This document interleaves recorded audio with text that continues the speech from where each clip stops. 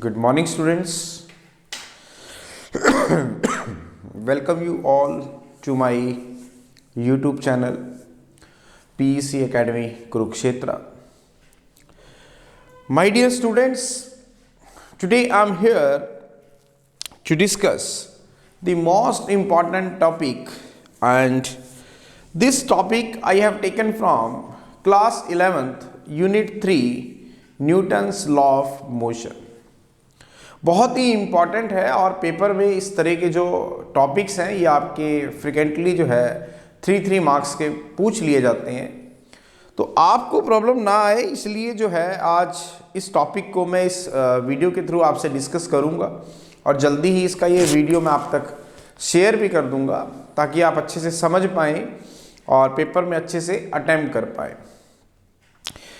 The topic is Newton second law of is the real law of motion. ये topic बहुत बार मैंने भी अपने बच्चों के फाइनल एग्जाम में पूछा है, तो स्टार्ट करते हैं इस टॉपिक को। जैसा कि पिछली वीडियो में मैंने आपसे डिस्कस किया था Newton first law of motion and Newton third law of motion, Newton second law of motion भी मैं आपके साथ डिस्कस कर चुका हूँ। तो आज का हमारा टॉपिक कुछ ऐसा ही है कि हमें प्रूव करना है कि न्यूटन सेकेंड लॉ जो है it is the real law of motion.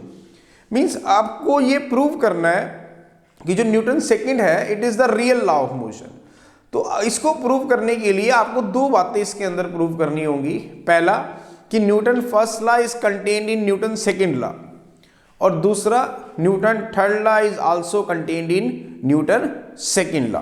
तो वन बाय वन मैं आपको दिखाऊंगा अभी कि कैसे न्यूटन फर्स्ट लॉ कंटेन्ड है सेकेंड लॉ के अंदर और कैसे थर्ड लॉ कंटेन है न्यूटन सेकेंड लॉ के अंदर। तो अगर ये दोनों इसके अंदर कंटेन हो जाते हैं सेकेंड लॉ के अंदर, तो हम कह सकते हैं कि न्यूटन सेकेंड लॉ जो है it is the real law of motion. तो चलिए स्टार्ट करते हैं। Newton second law is the real law of motion. तो इसको प्रूव करने के लिए, to prove it we show, क्या हमें शो करना होगा? पहला, Newton first law is contained in the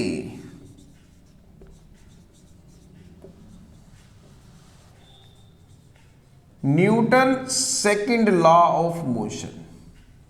Newton second law of motion. सबसे पहले तो हमें यही प्रूव करना होगा कि न्यूटन फर्स्ट लॉ जो है वो जो है कंटेन्ड है किसके अंदर? Newton second law of motion में। सेकेंड हमें यह प्रूव करना होगा Newton third law is also contained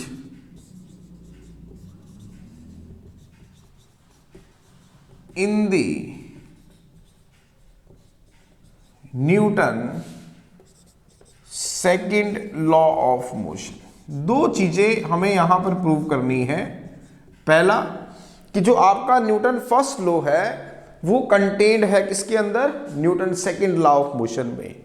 second हमें ये कंटेन करना है, प्रूव करना है कि जो न्यूटन थर्ड लॉ है वो भी कंटेन्ड है Newton second law of motion में। तो अगर ये दोनों चीजें प्रूव हो जाती हैं कि न्यूटन फर्स्ट और Newton third law is contained in newton second law of motion, तो हम कह सकते हैं कि न्यूटन सेकेंड लॉ जो है it is the real law of motion. तो चलो कंटेन करते हैं। न्यूटन फर्स्ट लॉ की हम बात करते हैं। न्यूटन फर्स्ट लॉ मैंने आपको बताया था हमें क्या कहता है कि everybody which is at rest is said to be at rest, और if it is in motion which is moving with continuously in uniform velocity then it will be moving continuously with same velocity unless or until an external force is applied on it। मैं दोबारा repeat कर रहा हूँ। Newton first law of motion हमें क्या कहता है? A body which is at rest is said to be at rest. Everybody which is at rest is said to be at rest, और if it is in motion is continue to be in motion और moving with a uniform velocity unless or until an external force is applied on it। दोबारा सुने Newton first law की definition. This law states that every body which is at rest is continue to be at rest, or if it is in motion and moving uniformly then it is continuously moving with a uniform velocity unless or until an external force is applied on it। इसका कहने का मतलब है कि अगर कोई body rest पे है तो रेस्ट पे ही रहेगी, और कोई बॉडी अगर मोशन में है और वो सेम वेलोसिटी से, कांस्टेंट वेलोसिटी से मूव कर रही है, तो वो कंटिन्यूस कांस्टेंट वेलोसिटी से ही मूव करती रहेगी अनलेस और अनटिल, जब तक उसके ऊपर एक एक्सटर्नल फोर्स अप्लाई ना किया जाए। दोबारा सुने, मैं सरल शब्दों में बता रहा हूँ। न्यूटन फर्स्ट लॉ में क्या कहता है कि अगर कोई बॉडी रेस्ट पे है तो वो कंटिन्यूस रेस्ट पे ही रहेगी, और अगर कोई बॉडी मोशन में है और वो यूनिफॉर्मली मूव कर रही है, मींस कांस्टेंट वेलोसिटी से मूव कर रही है, तो वो कंटिन्यूस कांस्टेंट वेलोसिटी से ही मूव करती रहेगी अनलेस और अनटिल, जब तक उस पर कोई एक्सटर्नल फोर्स अप्लाई ना किया जाए। तो अब हम न्यूटन सेकेंड लॉ को यूज करते हुए न्यूटन फर्स्ट लॉ को उसके अंदर कंटेन दिखाएंगे। तो मैं न्यूटन सेकेंड लॉ की बात कर रहा हूं, मैं फर्स्ट को प्रूफ कर रहा हूं। सबसे पहले मैं इसको प्रूफ करूंगा। तो according to Newton second law of motion, अगर हम बात करें according to Newton second law of motion, अगर आप Newton second law of motion की बात करते हैं तो आप जानते हैं कि जो फोर्स होता है वो मास इनटू एक्सेलरेशन होता है। In the absence of an external force, अगर हम बात करें in the absence of an external force, अगर हम एक्सटर्नल फोर्स नहीं लगा रहे हैं, it that is F is zero. अगर एफ की वैल्यू जीरो है तो it means m into a is equal to zero. अब मास तो जीरो नहीं हो सकता, क्योंकि आपको पता है मास तो अगर एक डॉट भी लगा दिया तो उसका भी अपना एक मास है, तो इसका मतलब एक्सेलरेशन को जीरो होना होगा। अब एक्सेलरेशन जीरो होने का क्या मतलब है? दो केसेस हैं। पहला केस, एक्सेलरेशन जीरो कब होगी? फर्स्ट केस, या तो आपकी वेलोसिटी जीरो हो। दूसरा केस, या फिर आप जानते हैं एक्सेलरेशन होती है dv बाय dt। अगर एक्सेलरेशन जीरो है तो इसका मतलब v क्या है? कांस्टेंट। तो इसका मतलब वेलोसिटी क्या है? कांस्टेंट। हम ये जानते हैं कि अगर हम इन the absence of an external force की बात करें तो f की वैल्यू क्या है? जीरो।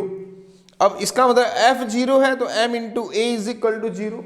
अब m तो जीरो नहीं हो सकता, क्यों? क्योंकि मास तो क्या है, वो हमेशा रहेगा ही रहेगा। इवन अगर आप एक डॉट भी लगा दिया तो it will have a certain मास, तो a को ही जीरो होना पड़ेगा।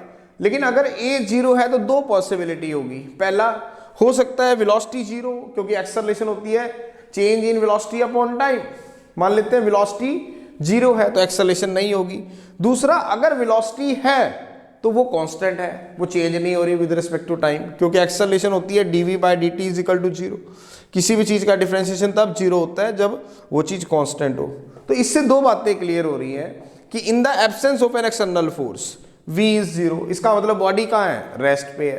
तो अगर कोई बॉडी रेस्ट पे है तो इसका मतलब वो रेस्ट पे ही रहेगी इन the absence of an external force. Second, और अगर कोई बॉडी कांस्टेंट वेलोसिटी से मूव कर रही है तो वो कांस्टेंट वेलोसिटी से ही मूव करती रहेगी। कब? इन the absence of an external force. तो यही तो कहा था न्यूटन फर्स्ट लॉ ने। न्यूटन फर्स्ट लॉ ने हमें क्या कहा था कि अगर कोई बॉडी रेस्ट पे है तो वो रेस्ट पे ही रहेगी जब तक उस पर कोई एक्सटर्नल फोर्स अप्लाई ना किया जाए।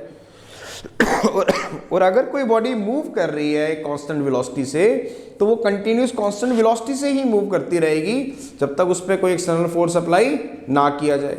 तो मैंने न्यूटन सेकेंड लॉ की हेल्प से ये दोनों टर्म्स यहाँ पे दिखाई, जिसमें v is equal to zero हमें साफ साफ बता रहा है वेलोसिटी कब जीरो होगी? जब बॉडी रेस्ट पे है। तो इसका मतलब अगर कोई बॉडी रेस्ट पे है तो वो कंटिन्यूस रेस्ट पे ही रहेगी। क्यों? क्योंकि एक्सटर्नल फोर्स की वैल्यू क्या है? Zero. This is the definition of Newton first law. Second, velocity क्या है? कांस्टेंट। इसका मतलब अगर कोई बॉडी कांस्टेंट वेलोसिटी से मूव कर रही है तो वो कांस्टेंट वेलोसिटी से ही मूव करती रहेगी unless or until an external force is applied on it. Means in the absence of an external force, it is to be moving with a constant velocity. So this is the definition of Newton first law. तो इसका मतलब Newton first law is contained in Newton second law. कैसे? Second law को use किया, first law prove किया। अब हम prove करते हैं कि न्यूटन थर्ड लॉ भी इसके अंदर ही कंटेन्ड है। तो कैसे प्रूव करेंगे? मैं यहाँ पे दो बॉडीज ले रहा हूँ, suppose this is the body A and this is the body B. मैं एक बॉडी ए ले रहा हूँ और दूसरी बॉडी में ले रहा हूँ बी। मैं कहता हूँ कि बॉडी ए v1 वेलोसिटी से इस डायरेक्शन में चल रही है और बॉडी बी v2 वेलोसिटी से इस डायरेक्शन में चल रही है, ठीक है। तो अब यहां पर मैं कहता हूं कि बॉडी ए बॉडी बी के साथ कोलाइड करती है, और इसका मतलब जब बॉडी ए बॉडी बी के साथ कोलाइड करेगी तो it will transfer a force to body B. मैं कहता हूं कि F1 अमाउंट का फोर्स इस बॉडी ए ने बॉडी बी को ट्रांसफर किया। इसी तरह सेम इंटरवल ऑफ टाइम से डेल्टा टी में बॉडी बी भी, इसका मतलब F1 को मैं एक्शन कह देता हूं, दिस इज एक्शन। जब बॉडी ए ने बॉडी बी को फोर्स ट्रांसफर किया in time interval delta t, that is F1, मैं इसको एक्शन कह देता हूं। इसका मतलब सेम टाइम पे ये बॉडी बी भी बॉडी ए पे फोर्स ट्रांसफर करेगी, मैं इसको F2 कह देता हूं। ये है हमारा रिएक्शन। तो मुझे प्रूव करना है, अगर मैं ये प्रूव कर दूं कि एक्शन जो होता है is equal to minus reaction होता है, तो इसका मतलब क्या है कि जो हमारा न्यूटन थर्ड लॉ है वो कंटेन्ड हो गया। दोबारा देखिए, एक बॉडी ए ले रहा हूं, मान लेते हैं वो v1 वेलोसिटी से इधर चल रही है। दूसरी बॉडी बी ले रहा हूं, मान लेते हैं वो v2 वेलोसिटी से इधर चल रही है। अब जब दोनों बॉडीज एक दूसरे के अपोजिट चल रही हैं तो मान लेते हैं कि दोनों बॉडीज आपस में क्या कर गई, कोलाइड कर गई। अब जब कोलाइड किया तो बॉडी ए ने बॉडी बी के ऊपर एक फोर्स ट्रांसफर किया। मैं कहता हूं बॉडी ए ने बॉडी बी पे F1 फोर्स ट्रांसफर किया, तो इसको क्या कहेंगे, एक्शन। और कितने टाइम में ट्रांसफर किया, डेल्टा टी टाइम में ट्रांसफर किया। इसी तरह बॉडी बी ने बॉडी ए के ऊपर फोर्स ट्रांसफर किया, वो मान लेते हैं F2 था, इसको मैं रिएक्शन कह देता हूं। कितने टाइम में ट्रांसफर किया, डेल्टा टी टाइम में ट्रांसफर किया। तो अगर मैं प्रूव कर दूं कि action is equal to minus reaction है, तो इसका मतलब न्यूटन थर्ड लॉ कंटेन हो जाएगा। तो चलो करते हैं। अब ध्यान से देखिए, जब इन दोनों का कोलिजन हुआ तो बॉडी ए ने बॉडी बी के ऊपर एक फोर्स ट्रांसफर किया। फोर्स ट्रांसफर करने का मतलब है कि it will impart some momentum to body B. तो इसका मतलब बॉडी ए के मोमेंटम में कितना चेंज आया, F1 इंटू डेल्टा टी, क्योंकि मोमेंटम होता है फोर्स, मतलब जब बॉडी ए ने बॉडी बी के अंदर एक फोर्स ट्रांसफर किया तो इसका मतलब बॉडी बी के मोमेंटम में चेंज आया। तो चेंज इन मोमेंटम क्या होता है, force into time. Change in momentum का फॉर्मूला क्या होता है, फोर्स इनटू टाइम। इसी तरह बॉडी बी ने भी बॉडी ए पे फोर्स ट्रांसफर किया, तो ए के भी मोमेंटम में चेंज आया। कितना आया, फोर्स इनटू टाइम। कितना फोर्स ट्रांसफर हुआ, F2 इंटू डेल्टा टी। लेकिन यहां पर तो ये सिस्टम क्या है, आइसोलेटेड, कोई भी एक्सटर्नल फोर्स नहीं लगाया गया। It means there is no change in linear momentum of the total system. तो टोटल सिस्टम का टोटल लीनियर मोमेंटम क्या होगा, 0। तो that will become equal to 0। तो इसका मतलब F1 into delta T is equal to minus F2 into delta T.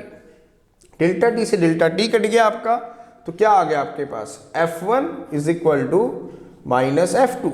Now what is F1, that is action. Now what is F2, that is reaction. तो हमने क्या show किया कि जो action है वो इक्वल एंड अपोजिट है reaction के। तो यही तो था न्यूटन थर्ड लॉ। तो हमने कैसे प्रूव किया, दोबारा देखें। न्यूटन थर्ड लॉ को फर्स्ट लॉ के अंदर दो बॉडी ली, एक बॉडी ए एक बॉडी बी। ए बॉडी जो है इस तरफ v1 वेलोसिटी से चल रही है, बी बॉडी इस तरफ v2 वेलोसिटी से चल रही है। अब ए ने जब बी के ऊपर कोलिजन किया तो delta T interval of time में इसने इसके ऊपर एक फोर्स ट्रांसफर किया, वो था मान लेते हैं F1, जिसको मैंने एक्शन कहा। सेम टाइम पे बॉडी बी ने ए के ऊपर फोर्स ट्रांसफर किया, कितने टाइम में, delta T interval of time में। और बॉडी बी में जो फोर्स ट्रांसफर किया वो था F2, दैट इज रिएक्शन। तो इसका मतलब जब ए ने बी में फोर्स ट्रांसफर किया तो इसके मोमेंटम में चेंज आया। तो change in momentum of body B कितना हो गया, कितना फोर्स ट्रांसफर हुआ, दैट इज F1। कितने टाइम में, डेल्टा टी टाइम में। इसी तरह change in momentum of body A भी आएगा, क्योंकि बी ने भी ए में ट्रांसफर किया था। तो इसका मतलब ए में चेंज इन मोमेंटम कितना हुआ, दैट इज कितना फोर्स ट्रांसफर हुआ, F2 इंटू डेल्टा टी। क्यों? अब आप कहोगे सर ये फॉर्मूला कैसे बन रहा है? एफ होता है आपके पास dp/dt, तो dp क्या हो गया आपके पास? f into d t, means कितना फोर्स ट्रांसफर हुआ in a time interval delta t, that is equivalent to the change in momentum.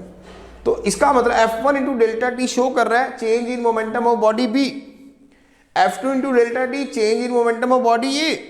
दोनों को सम करेंगे तो total change in momentum of the system आएगा, लेकिन सिस्टम में तो कोई फोर्स ही नहीं लगा एक्सटर्नल, ये तो इंटरनल फोर्सेस थे। तो इसका मतलब net force acting on the system is 0। तो इसका मतलब उसका मोमेंटम क्या है? Change in momentum, that is 0। तो टोटल चेंज इन मोमेंटम किसके बराबर रख दिया हमने? 0 के बराबर रख दिया। तो इधर से इसको इधर ले गए तो डेल्टा टी से डेल्टा टी कट गया आपका, तो F1 इज इक्वल टू कितना आ गया? माइनस F2 आ गया। तो एक्शन इज इक्वल टू क्या हुआ? माइनस रिएक्शन हुआ। यही तो था Newton third law, to every action there is equal and opposite reaction. तो इसमें आपने देखा मैंने कैसे न्यूटन सेकंड लॉ को यूज किया। सबसे पहले मैंने न्यूटन फर्स्ट लॉ निकाल के लेके आया मैं, जिसका मतलब है कि न्यूटन फर्स्ट लॉ कंटेन है न्यूटन सेकंड लॉ में। फिर मैं न्यूटन सेकंड लॉ को यूज किया और थर्ड लॉ आपके सामने लेके आया। तो इसका मतलब third law is also contain in newton first second law. It means Newton second law is the real law of motion. क्यों?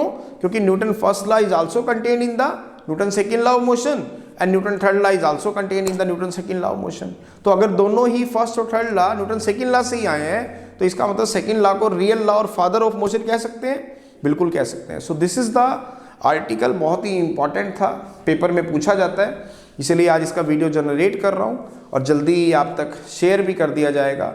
सो at last my dear students, again I am saying, if you like my videos, like my work, like my effort, then please don't be forget to subscribe my channel. My channel is PEC Academy Kurukshetra. तो अंत में मेरे प्यारे विद्यार्थियों, अगर आपको मेरा काम पसंद आ रहा हो, मेरे वीडियोस, मेरा चैनल, मेरा एफर्ट अगर आपकी प्रॉब्लम को सॉर्ट आउट करने में आपकी हेल्प कर रहा हो, तो प्लीज़ मेरे चैनल को सब्सक्राइब जरूर करें। My channel is PEC Academy Kurukshetra. धन्यवाद। जय श्री कृष्णा, जय गुरु जी।